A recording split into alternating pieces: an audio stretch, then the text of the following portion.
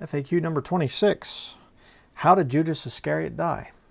This is another one that people will bring up as a contradiction in the King James Bible, because here in Matthew chapter 27, verse 5, it says, "And he cast down the pieces of silver in the temple and departed and went and hanged himself."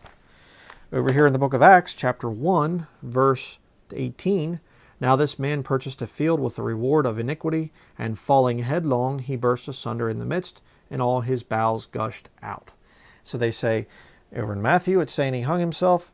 Here in Acts chapter 1, it's saying that he fell down and his bowels gushed out.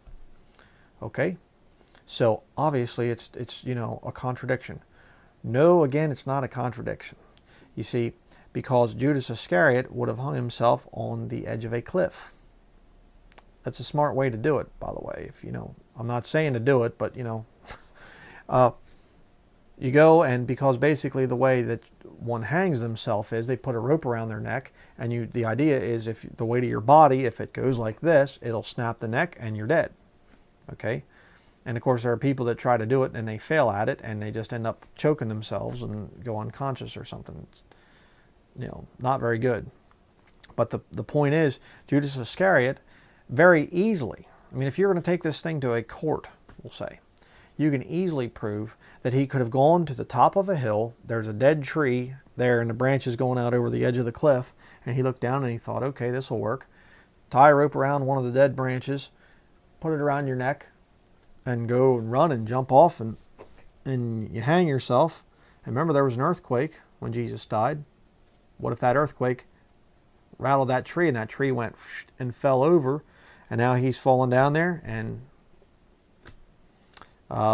falling headlong, he burst asunder in the midst and all his bowels gushed out?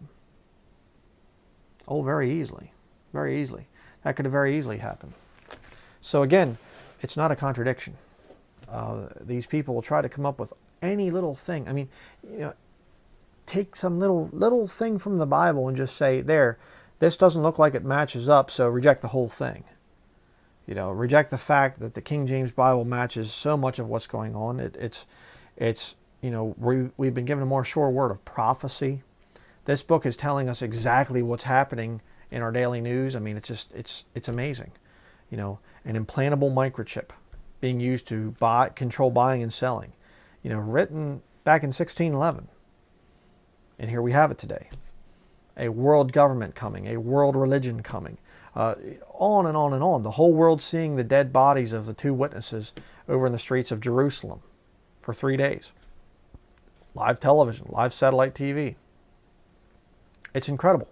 There are so many reasons to accept the book, but these lying people out there, these atheistic fools, they come out and they try to point out little things here and there to get you to reject the whole book. And again, they failed. There's no contradiction about Judas Iscariot. Judas Iscariot hung himself, and whatever tree or whatever else he used broke or came loose from an earthquake or whatever, and he fell down and splattered on the ground. Simple.